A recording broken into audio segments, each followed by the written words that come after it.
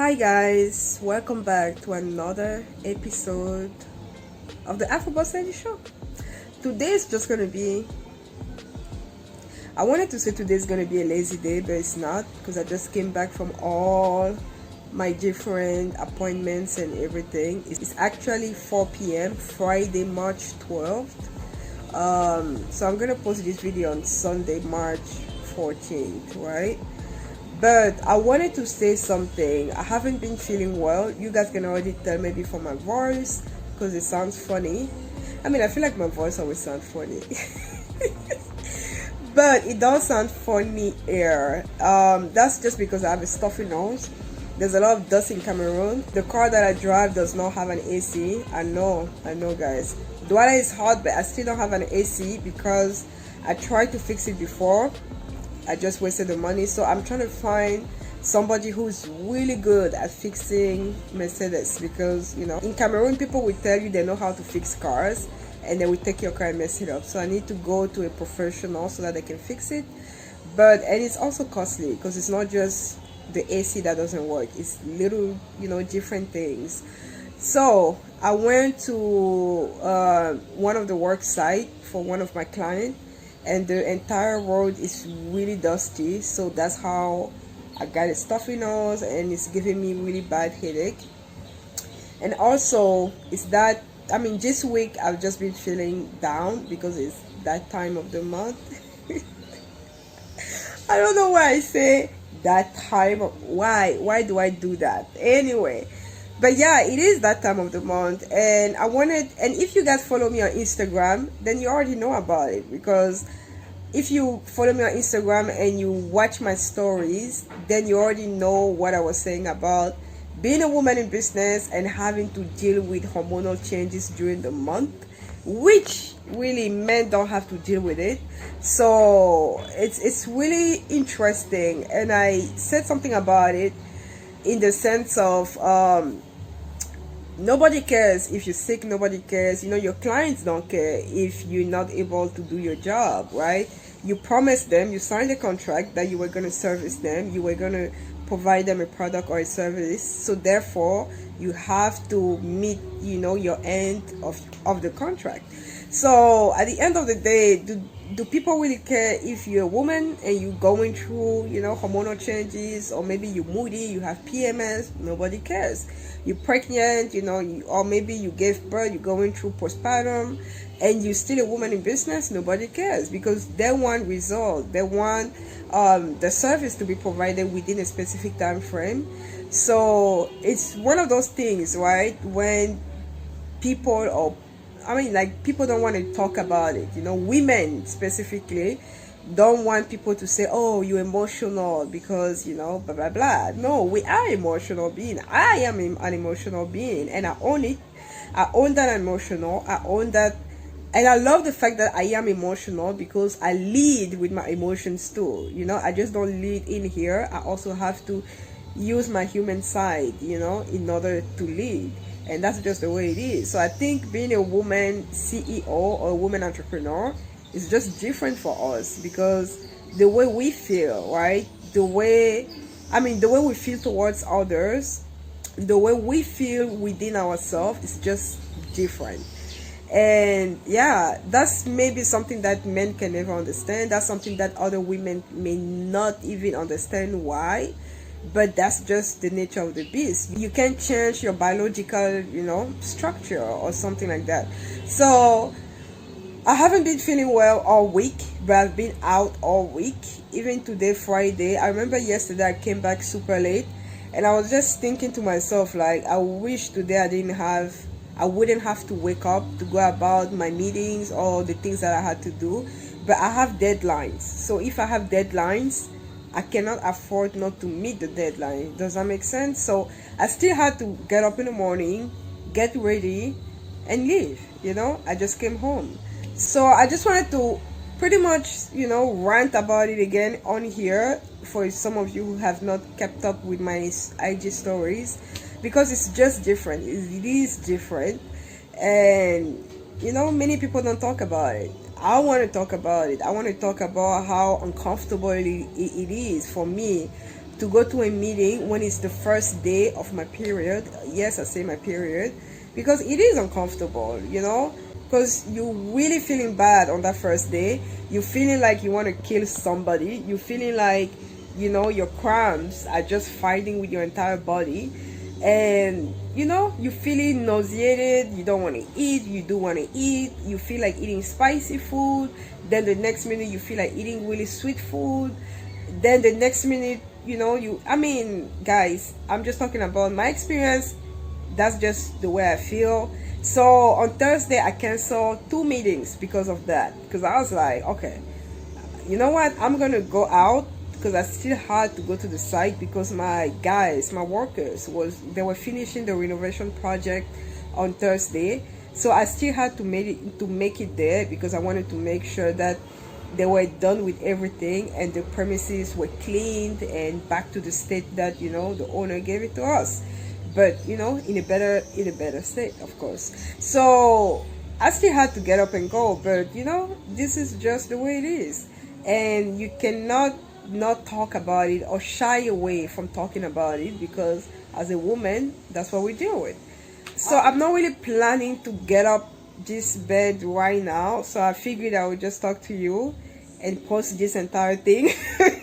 And that would be my Sunday vlog, I mean my Sunday video, because I really have not edited the other videos, and I still don't trust somebody, you know, to edit my videos the way I want them.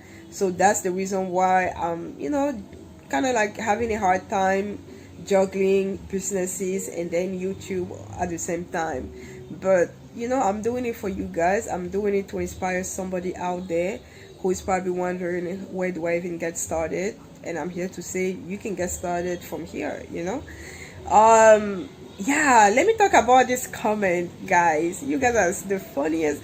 First of all, thank you for all my new subscribers. Hey, my name is Jenny.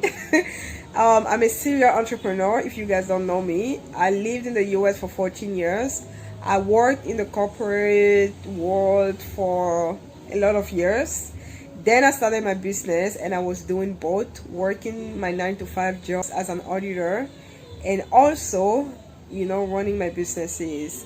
And fortunately for me, because I always wanted to relocate to Cameroon, so most of my businesses were actually in Cameroon. Of course, my brother company, I have a website. I sell online to European American customers, and I also have a store here in Cameroon. So that's just, you know, a summary of who I am for some of you who are new to this channel. But let me talk about one little comment that one of my recent subscriber, I think she's recent, I'm not sure if it's a she or a he. The comment was about the video that I posted this Wednesday, the day in the life vlog, and you know how I run my businesses. And her comment was so hilarious, because she said it looked like babysitting all day. I think it was something like that, something of that nature. And I just cracked up laughing. You guys cracked me up so bad. Like, I actually read all your comments. So for some of you who are just commenting thinking I don't read your comment, I am reading your comments.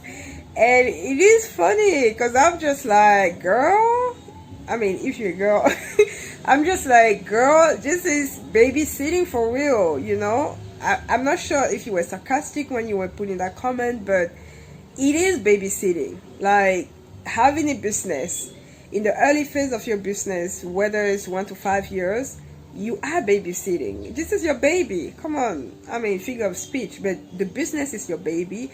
You have to feed it. You have to educate it.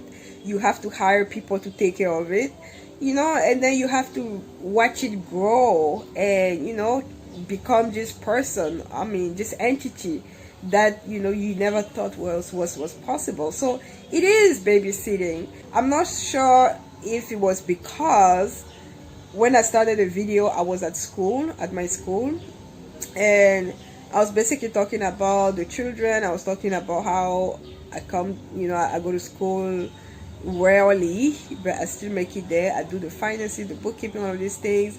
And then I had 2 little kids that were just, you know, waiting on their moms to pick them up.